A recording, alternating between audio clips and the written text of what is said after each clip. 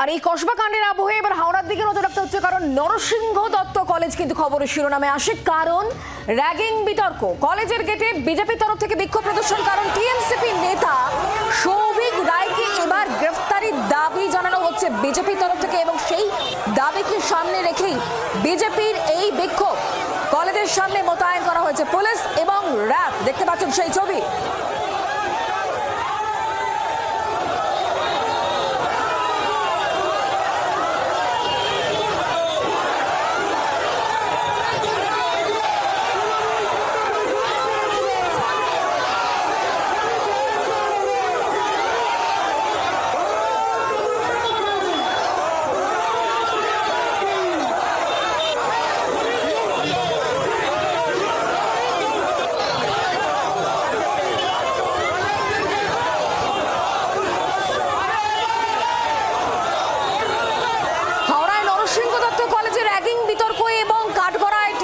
নেতা সৌভিক রায়, তাকে এবার গ্রেফতার করতে হবে এমনটাই বলছে বিজেপি, এবং সেই দাবিকে সামনে রেখে বিজেপির তরফ থেকে এবার বিক্ষোভ প্রদর্শন চলছে। দেখতে পাচ্ছেন সেই ছবি।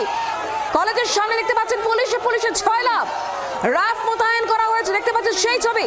কলেজের গেটে বিজেপির তরফ থেকে বিক্ষোভ প্রদর্শন করা হচ্ছে, কারণ টিএমসিপি নেতা সৌভিক রায়, তাকে গ্রেফতার করতে হবে। যে ভিডিও সমাজ মাধ্যমে ভাইরাল হয়েছে, আর তারপর টিএমসিপি নেতৃত্বেও নড়েচড়ে বসে। সৌভিক রায়কে শুধুমাত্র শোকজ নয়, তাকে গ্রেফতার করতে হবে এমনটাই দাবি করা হচ্ছে বিজেপির তরফ থেকে, এবং সেই দাবিকে সামনে রেখে কলেজ চত্বরে একেবারে তুলকালাম কাণ্ড, যেখানে বিশাল পুলিশ মোতায়েন করা হয়েছে, র্যাব নামানো হয়েছে। দেখতে পাচ্ছেন সেই ছবি। হাওড়ায় নরসিংহ দত্ত কলেজের র্যাগিং বিতর্ক, কাঠগড়ায় টিএমসিপি নেতা সৌভিক রায়, তার ভিডিও ইতিমধ্যে ভাইরাল হয়েছে। আর তারপরে এবার পথে নেমে বিজেপির তরফ থেকে বিক্ষোভ। টিএমসিপি নেতা সৌভিক রায়কে গ্রেফতার করতে হবে, এই দাবি বিজেপির। কলেজের সামনে দেখতে পাচ্ছেন একেবারে ধুন্ধুমার কাণ্ড। আমরা বিষয় নিয়ে আরো জানবো, কথা বলবো। দেবব্রত ঘোষ এই মুহূর্তে আমাদের সঙ্গে রয়েছেন প্রতিনিধি টেলিফোন লাইনে। দেবব্রত, কি চলছে এই মুহূর্তে? কারণ বিজেপি বলছে যে টিএমসিপি নেতা সৌভিক রায়কে গ্রেফতার করতে হবে। বিজেপির আজকে এই বিক্ষোভ নরসিংহ দত্ত কলেজের সামনে। তাদের দাবি যে সৌভিক রায়, যার নামে এই অভিযোগ উঠছে, র্যাগিং এর অভিযোগ, গ্রেফতার করতে হবে।